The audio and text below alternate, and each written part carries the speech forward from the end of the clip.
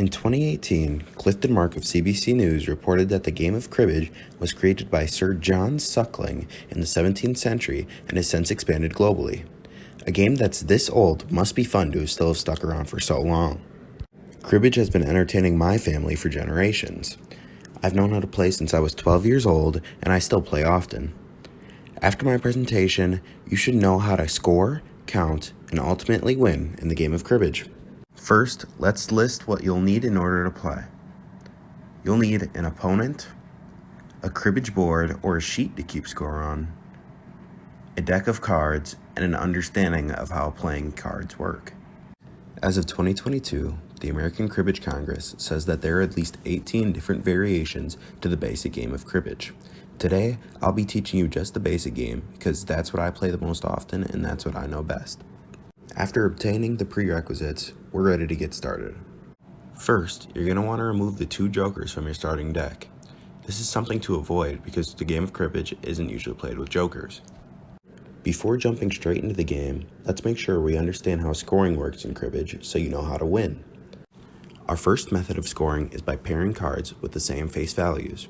As you can see, I have 2 kings which have the same face value, which would give me 2 points. If I had 3 kings, it would give me 6 points, and if I had 4 kings, it would give me 12 points. The next method of scoring is by runs. Runs are any 3 to 5 cards that come in order of each other. So as you can see, a 1, 2, 3, and 4 would net me 4 points. A flush, which is having all 4 of your cards have the same suit, is worth 4 points.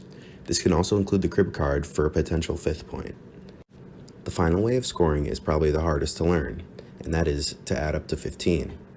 If you have cards that add up to 15, they're worth 2 points.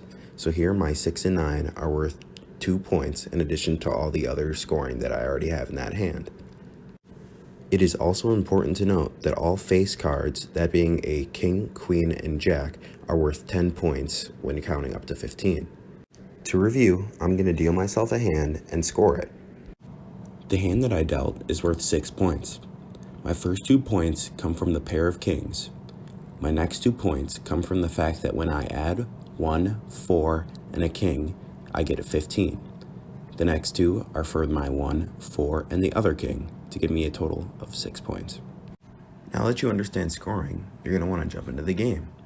First, you're going to shuffle the deck and deal 6 cards to yourself and to your opponent. After receiving your 6 cards, each player will decide which 2 cards they want to put into the crib. Usually, if it is not your crib, you're going to want to put 2 bad cards or cards that don't help you into the crib. And if it is your crib, you're going to want to put either helpful cards into your crib or cards that are close together so you have more potential for higher scoring hands in the crib. The player who receives the crib is determined by who dealt that round. Because I dealt this round, I receive the crib at the end and I'm able to score it. Here's where much of the strategy comes in cribbage, is selecting your hand and selecting what to put into the crib. Because I have a 6 and a 9 in my hand, which make up 15, I know I have a surefire 2 points. My 1, 4, and jack also make up 15, which is another 2 points, but I can only keep 4 out of the 6 cards. Because it is my crib, it would be safe to put the pair of the 6 and the 9 into my crib so that my jack, ace, 4, and 3 can work together with the pulled card in order to come up with more high scoring numbers, 15s, pairs, etc. I've explained why it's best to put my 6 and my 9 into my crib and keep the 4, 3, ace, and jack, but I make a mistake. This is something to avoid.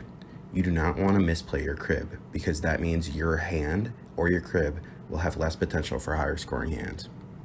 Next, you'll start counting cards with your opponent to add up to 31. The opponent who dealt moves second. This sequence would be read as follows: 10, 19, 27, and 31, which gives me 2 points. After reaching 31 or not being able to play another card without going over, you restart the counting. So the counting would restart as 8, 14, and 21. As you can see, a 6, 7, and 8 were played.